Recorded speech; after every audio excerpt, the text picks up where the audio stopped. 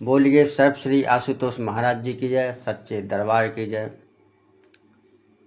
गुरु प्रिय साधकों, दूरियां तक कोई मायने नहीं रखती जब यह प्रेम सतगुरु के प्रति हो। तब क्या घट जाए यह कोई नहीं जान सकता। ऐसे ही हम आज माँ भागभरी और गुरु श्री हरगोविंद सिंह के जीवन से एक वृत्तांत लेंगे, जो गुरु के प्रति उनसे मिलने की चाह में माँ भागभरी इतनी व्याकुल थी कि गुरु को खुद ही माँ भागवती के शहर आना पड़ा। उन दिनों श्रीनगर की सर्द हवाओं में भी एक मीठी सी गर्माहट थी, क्योंकि माता भागभरी वहाँ अपने मन में गुरु प्रेम की तपन लिए बैठी थी। उसे कुछ दिन पहले ही पता चला था कि गुरु गद्दी पर अगले गुरु श्री गुरु हरगोविंद सिंह साहब जी सुशोभित हो गए हैं। इसलिए गुरु दर्शन की तीव्र इच्छा उसके मन में रह रहकर उछाले मार रही थी। माता का एक ही बेटा था जिसका नाम सेवादास था। वह ही पक्का गुरु भक्त था। माता भागभरी उससे कहती, पुत्र चलते हैं हम दोनों कीरतपुर, वहाँ जाकर अपने गुरु देव के दर्शन करके आते हैं।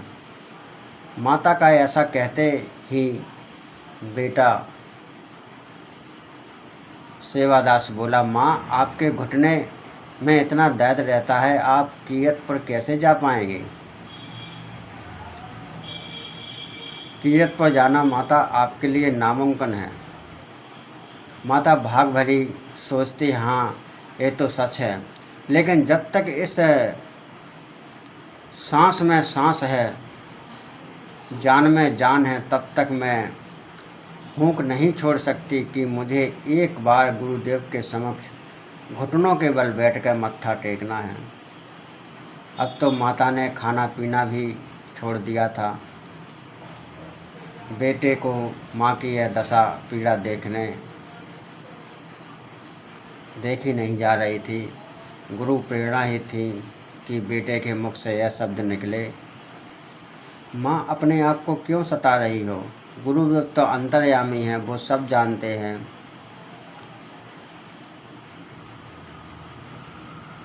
आपने रामायण का पाठ नहीं सुना माँ, कि भगवान राम का जिस दिन राज्य अभिषेक होना था, लेकिन राजा दशरथ क्या जाने कि राम के चाहने वाले तो जंगलों में भी पहाड़ों में भी अखियाँ बिछाए उनका इंतजार कर रहे हैं। तब श्री राम सिंहासन छोड़कर वनों में गए।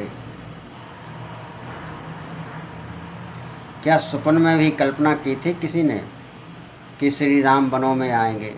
लेकिन केवट निषाद सबरी हनुमान वानर भालुओं ने अपने पास आने पर मजबूर कर दिया। ऐसा ही क्या माता कि आपकी कोई सिसकी गुरुदेव को छू जाए, उन्हें हिचकी आने लगे और वे कह उठे, अरे भाई याद कर रहा है कोई भक्त, चलो मिलकर आएं। माँ फिर उनका आना भी आपको पता है, वे पहुँचना चाहें तो 3 लोकों में कहीं भी पहुँच जाते हैं। इसलिए माता धैर्य धरो और देखो अपनी सुमिरन का असर। ठीक कह रहे हो बेटा, मैंने बेकार ही रट लगा रखी थी कि गुरुदेव के दर्शन की खातिर कीरतपुर जाना है। मैं तो भूल ही गई थी कि गुरुदेव तो हम सबकी माँ हैं। जैसे बच्चा जब घुटनों के बल चलने के लायक नहीं होता तो माँ आती है उसके निकट, वैसे ही आज मेरे घुटने उन तक पहुँचने के काबिल नहीं हैं, तो देखना वे ही यहाँ श्रीनगर पधारेंगे और यह भी मेरे पास मेरी कुटिया में। माता भागभरी ने दोनों आँखों से बहते आंसुओं को पोंछा और कहने लगी, बाट निहारें घनश्याम नैना नीर भरे, आस करे दिन रैन नैना नीर भरे।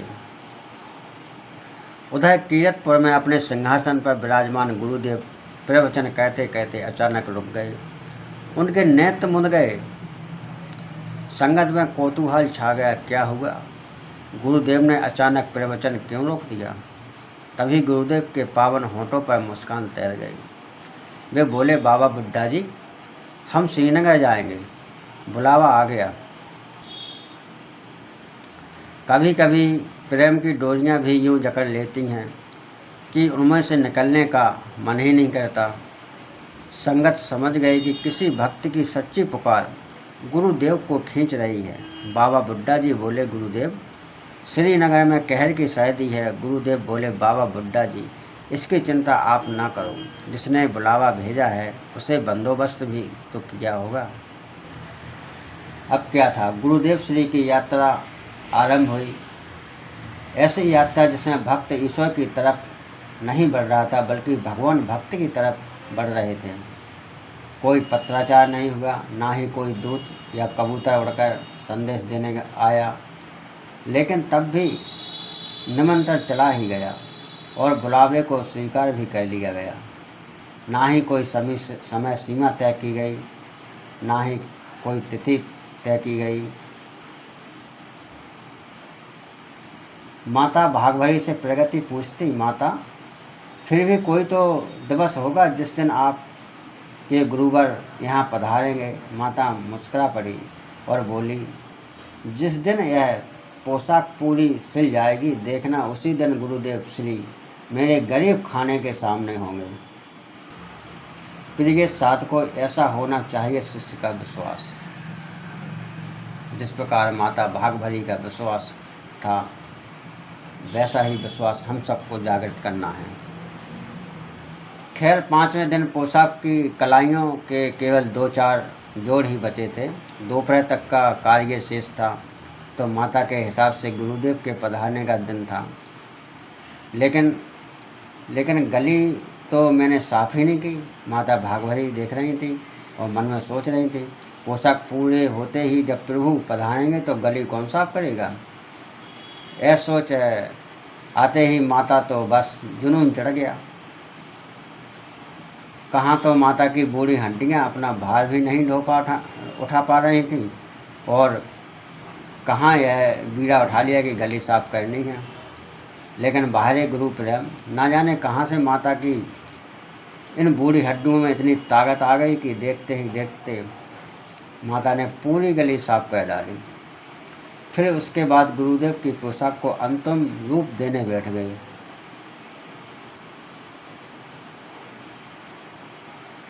जैसे ही पोशाक पर सुई का सफ़र समाप्त हुआ, माता भागभरी पोशाक लेकर अपने गरीब खाने की दहलीज पर आ बैठे।